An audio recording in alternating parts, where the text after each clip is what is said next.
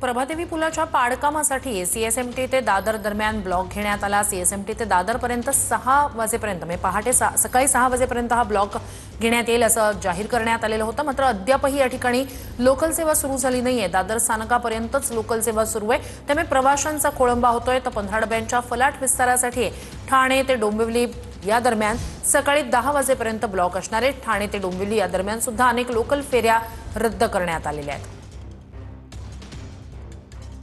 तर आज मध्य रेल्वेवरून प्रवास करणाऱ्या प्रवाशांसाठी आजचा दिवस अत्यंत महत्त्वाचा आणि तितकाच प्रवासासाठी काटेकोर नियोजनाचा ठरणार आहे।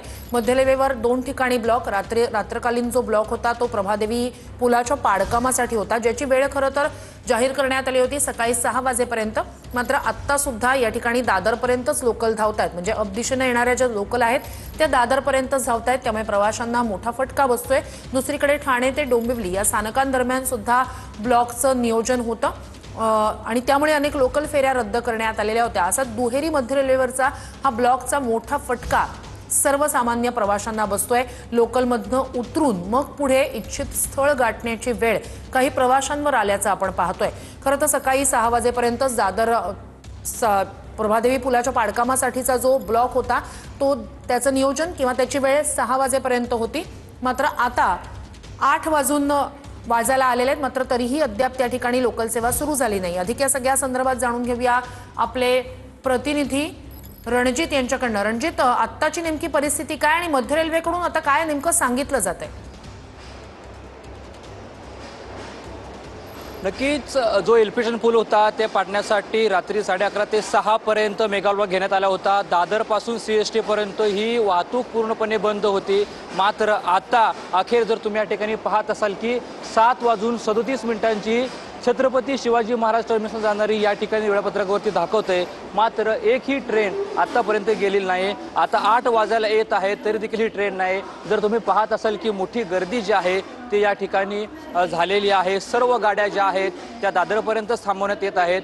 मात्र आता 7:46 झालेले आहेत, मात्र एकही ट्रेन जी आहे ती मुंबईच्या दिशेने गेलेली नाही। रेल्वे प्रशासनाच्या वतीनं कोणतंही स्पष्टीकरण याबाबत अद्यापही देण्यात आलेलं नाहीये। खरं तर 6 पर्यंतच हा मेगा ब्लॉक घेण्यात आला होता। ही वाहतूक बंद करणार असल्याचं रेल्वे प्रशासनाच्या वतीनं सांगण्यात आलं होतं। मात्र आतापर्यंत एकही लोकल जी आहे ती मुंबईच्या दिशेने गेलेली नाही आणि याचा फटका लोकल ट्रेन असतील किंवा लांबच्या पल्ल्याच्या गाड्या असतील याच्यावरती होतानाचं चित्र आपल्याला पाहायला मिळते। त्यामुळे आता मुंबईच्या दिशेने जाणारी वाहतूक कधी सुरळीत होईल याकडे आता मुंबईकरांचं लक्ष लागलेलं आहे। नक्कीच महत्त्वाची घडामोड आहे। प्रभादेवी पुलाच्या पाडकामासाठी म्हणून सकाळी 6 पर्यंत ब्लॉकचं नियोजन होतं, मात्र आता 8 वाजत आले तरीही आतापर्यंत दादरपर्यंतच लोकल सेवा धावत आहेत। दादर ते पुढे सीएसएमटी ही सध्या सुद्धा एकही लोकल धावलेली नाही, त्यामुळे प्रवाशांचा मोठा खोळंबा होतोय। तर प्रभादेवी पुलाच्या पाडकामासाठी म्हणून हा रात्रकालीन ब्लॉक नियोजित करण्यात आला होता।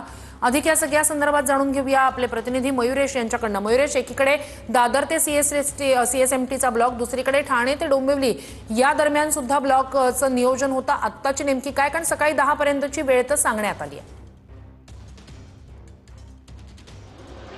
नक्की श्रुती, मी सध्या ठाण्यामध्ये आहे आणि आपण जर बघितलं या ठिकाणी 15 डब्यांच्या ते विस्तारीचं काम आहे ते सुरू करण्यात आलं आणि त्यासाठी हा मेगा ब्लॉक घेण्यात आला आहे। सिग्नल यंत्रणा असेल, रेल्वे रूळ असेल, यासाठी आता विविध कारणासाठी ठाण्यामध्ये हा मेगा ब्लॉक घेण्यात आला। त्यामुळे मध्य रेल्वेची जी लोकल सेवा आहे जी धीमी गतीने जाणार आहे ती सध्या बंद करण्यात आली आहे, कारण की डोंबिवलीपर्यंत ज्या लोकल गाड्या आहेत त्या अनेक लोकल गाड्या रद्द करण्यात आल्या। त्यामुळे प्रवाशांचा कुठेतरी खोळंबा होताना पाहायला मिळत आहे। तर दुसरीकडे कर्जत आणि खोपोलीवरून जाणारी सीएसटीकडे जाणारी जी लोकल आहेत, ज्या फास्ट गाड्या आहेत त्या देखील धीम्या गतीकडे वळवल्या आहेत। त्यामुळे प्रवाशांची गर्दी देखील मोठ्या प्रमाणात आता ठाणे रेल्वे स्टेशनवर पाहायला मिळते, कारण की हा जो मेगा ब्लॉक आहे तो सकाळी 8 वाजल्यापासून सुरुवात होणार होती। नक्कीच मयुरेश, अपडेट्स घेत राहणार आहोतच।